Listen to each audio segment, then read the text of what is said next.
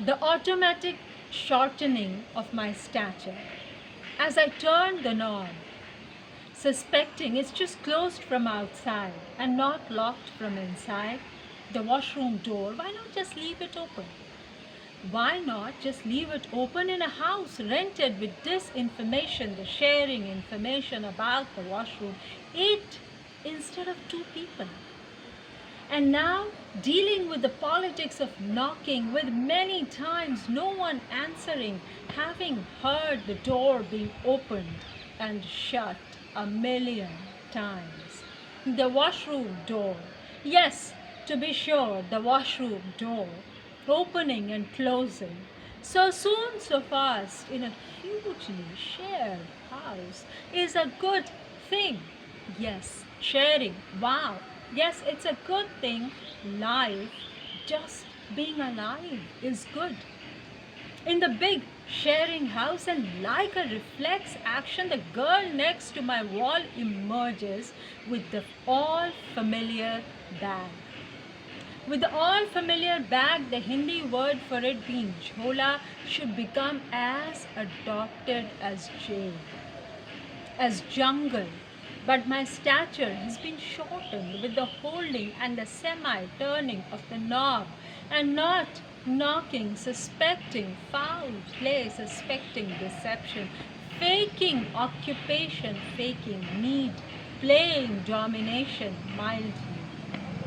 I ask her. Mildly, I ask her something with an odd gesture, just a question mark, and then add, I should have knocked first. You should, she says. You should, she says, with the should as emphasized as an assertion about how the indigo trade was profitable to the British, and how the Germans produced a very effective synthetic indigo, all things in my writing suspended with a million kinds of washroom and kitchen politics, and I do knock.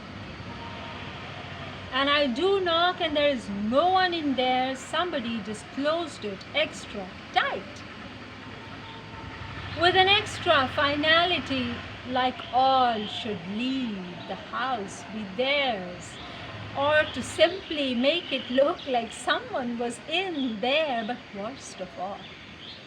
But worst of all is the emergence with the jhola. It's a carry over across people, across dogs. How do I get to free living?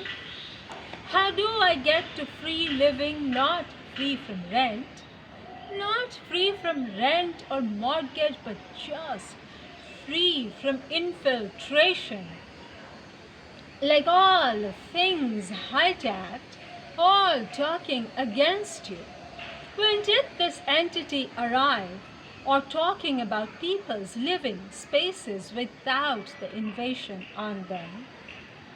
Lebensraum.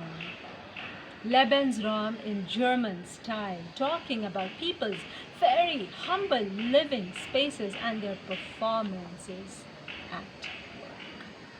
So Lebensraum was one of these Nazi programs, after the ghetto building for the Jews after they had been separated. But that's a particular term, and we all are familiar with Holocaust. It's a stage before that, and